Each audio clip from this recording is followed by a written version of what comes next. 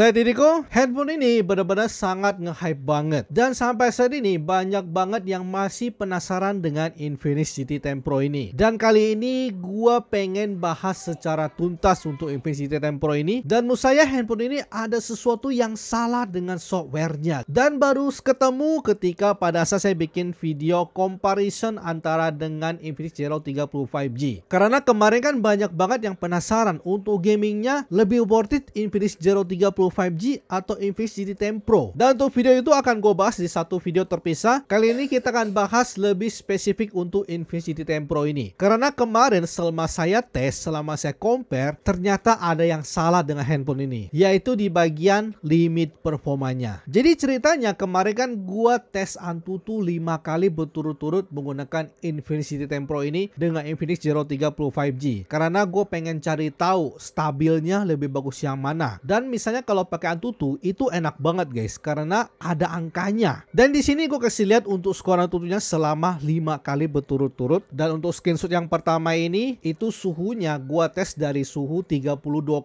Teman-teman lihat suhu baterainya. Dan untuk hasil yang pertama suhunya naik 43,2 derajat. Cukup tinggi dong, naik 10 derajat. Tapi skor Antutunya masih bagus guys, di 645.000. Lalu untuk hasil yang kedua suhunya naik lagi menjadi 48 derajat. Dan untuk skor Antutu memang turun sedikit menjadi 632.000, tapi masih turunnya nggak banyak-banyak banget. Lalu tes yang ketiga suhu baterainya mencapai 50,3 derajat. Dan untuk skor Antutu memang turun sedikit di 623.000. Lalu tes yang keempat suhunya naik lagi menjadi 51,7 derajat. Dan skor Antutu turun lagi menjadi 606.000. Dan yang terakhir suhu baterainya mencapai 53,2 derajat. Itu panas guys. Dan untuk skornya tidak turun-turun banget, masih di 606.000.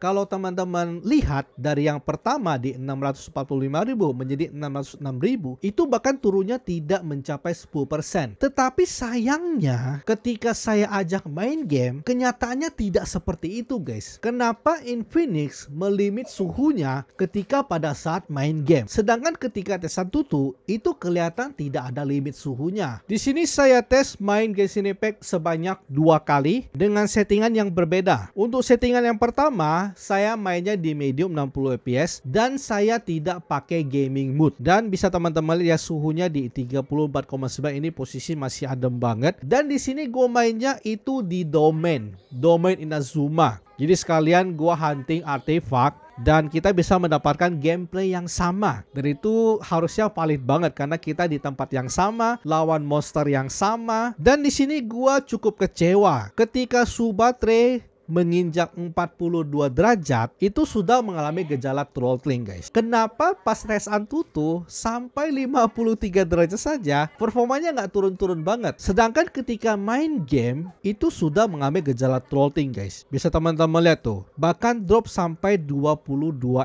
fps. Lalu di tes yang kedua, di sini gua menggunakan gaming mode dan bahkan gua sengaja mainnya di ruangan AC guys, karena gue penasaran gitu. Dan di sini dengan menggunakan gaming mode di ruangan AC, suhu baterai bahkan di 41,3 derajat saja itu sudah mengalami gejala throttling guys. Dan menurut saya ini pasti masalah softwarenya, karena pas tes Antutu itu tidak dilimit, malahan ketika main game kena limit. Dan harusnya teman-teman tidak bisa komplain lagi karena gue sudah tes menggunakan gaming mode dan tanpa gaming mode. Bahkan yang gaming mode gue tesnya di ruangan AC dan masih mengalami gejala throttling. Dan di sini teman-teman harus tahu, gue bahkan sudah update security patch yang ke bulan Oktober. Makanya gue bahas lagi satu video ini setelah update ke security patch yang bulan Oktober. Dan gue pikir apakah gara-gara Genshinnya belum optimal, gue coba game lain. Gue main Call of Duty Mobile, tidak pakai gaming mode dan mainnya di ruangan AC. Dan di sini bisa teman lihat ketika suhu mencapai 42 itu masih lumayan stabil. Tapi ketika suhunya mencapai 43 derajat